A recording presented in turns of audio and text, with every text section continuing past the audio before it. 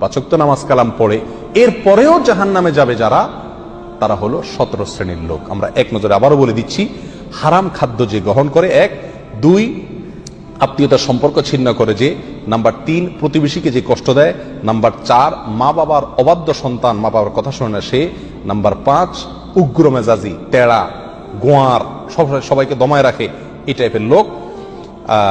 Number 6 অধীনস্থদেরকে, প্রজাদেরকে, যে সমস্ত শাসকেরা, যে সমস্ত রাজারা, যে সমস্ত রাষ্ট্রপ্রধানেরা, সরকার প্রধানেরা বা যে যে লেভেলে আছে সে তার প্রজাদেরকে ধোঁকা দেয় যে তারা। নাম্বার 7 অন্যের সম্পদকে অন্যায়ভাবে আত্মসাৎকারী ব্যক্তি। নাম্বার 8 উপকার করে কারোর খোঁটা দেয় যে ব্যক্তি, সে জান্নাতে যাবে না।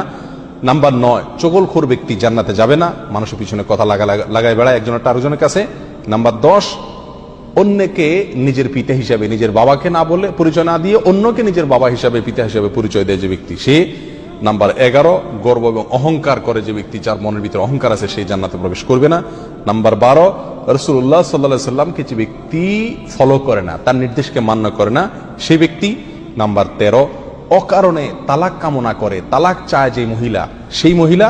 নাম্বার 14 দুনিয়াবী উদ্দেশ্যে যারা এলেম শিখে, কোরআন হাদিস শিখে, এলেম অর্জন করে, আলেম হয় দুনিয়াবী উদ্দেশ্যে, দুনিয়ার কোনো ধান্দায়, আল্লাহকে খুশি করা ছাড়া অন্য কোনো ধান্দায়, তারা।